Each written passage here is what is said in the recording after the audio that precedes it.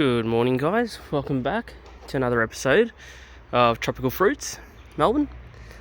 I just thought on this fine spring day, when we're headed for a top of 20 degrees, thought I'd give you guys an update on the coconuts, which I haven't done in a while. Obviously, they've been indoors most of winter, so I brought them out today because obviously the weather's warming up. We've still got, I think, 1 or 2 days under 20 degrees. Or under 15 at least, and after that it's pretty much 18 and above.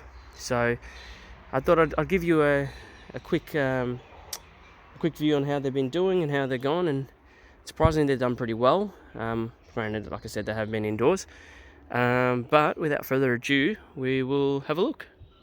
Alright, so start with this one here. Now, if you remember from my last video on the coconuts, which is about 3 months ago, I think that was the start of winter or mid-winter, can't really remember.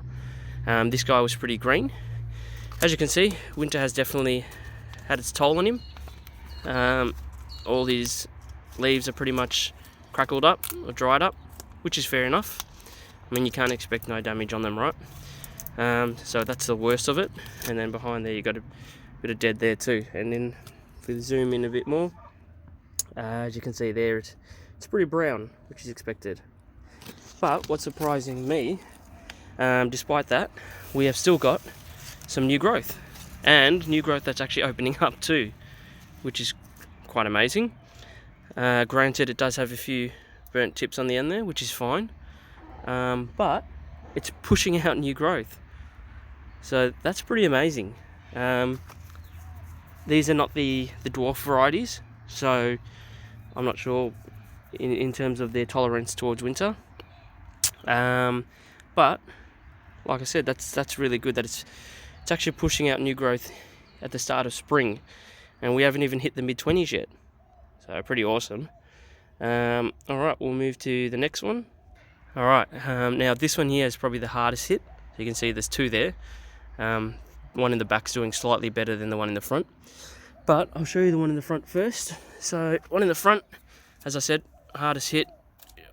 I'm not going to say it's completely dead though, and I'll show you why in a minute. But yeah, as you can see, top there is all burnt, all crispy, but again, as we go down, there's still a bit of greenery there, which is not too bad actually, considering the top is all burnt. But as we pan down, dark green there. So new growth coming out there, which is absolutely awesome.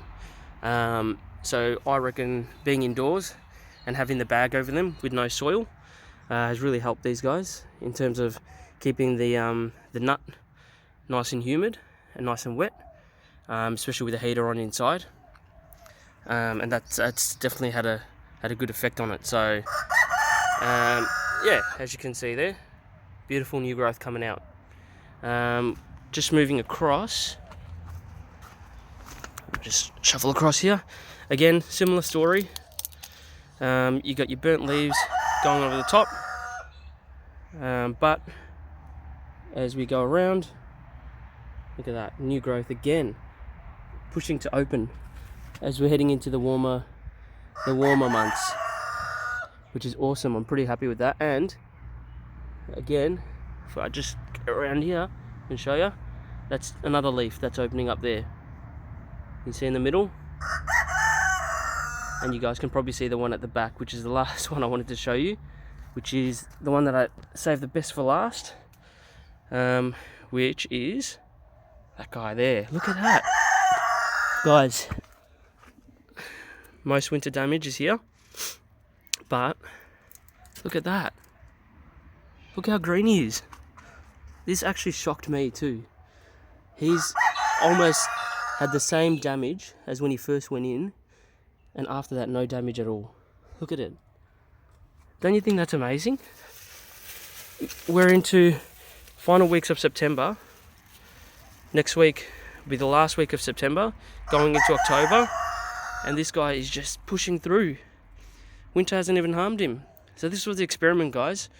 We started off with 5. We lost one of the small ones, if you remember. And then gone through winter, These guys have pushed through winter. All of them have pushed through winter. None of them have died. I'm not going to say. And they've all got new growth. And they're all green. How good is that? So I just wanted to give you guys a quick update on the coconuts in Melbourne. So, can you grow a coconut in Melbourne? Yeah, you can. Do they survive? Yeah, with some precautions. I mean, what do you expect? Like, of course you have to take precautions for the first couple of years until they get established.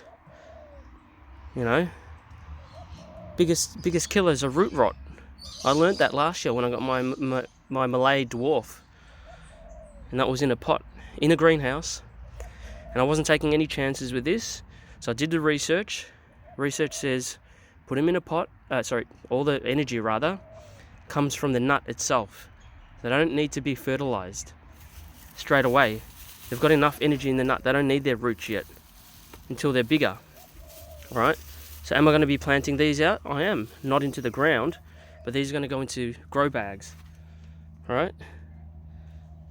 With lots and lots of drainage where I can move them around as they get bigger.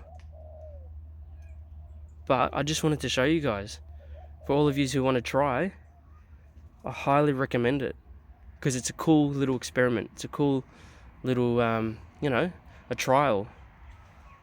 And when you get results like that, where this is just beautiful, I'm still shocked that it still looks like this. And I'm almost saying that, because this guy, they're all in the front window where we get a lot of heat, a lot of sun. I'm almost tempted to say that these guys are burnt, number one, because of the cold, but number two, because of the sun. Right? This guy here was partially hidden behind a bit of a curtain, so he didn't get burnt as much. Interesting. Right? But I just wanted to show you guys. I'm bringing the coconuts out today. They're going to be staying outside, maybe for a couple of days. Once the weather drops to 14 again, because it is going to drop down to 14 Celsius, I'll probably go inside, maybe not, but one day is probably not going to harm them.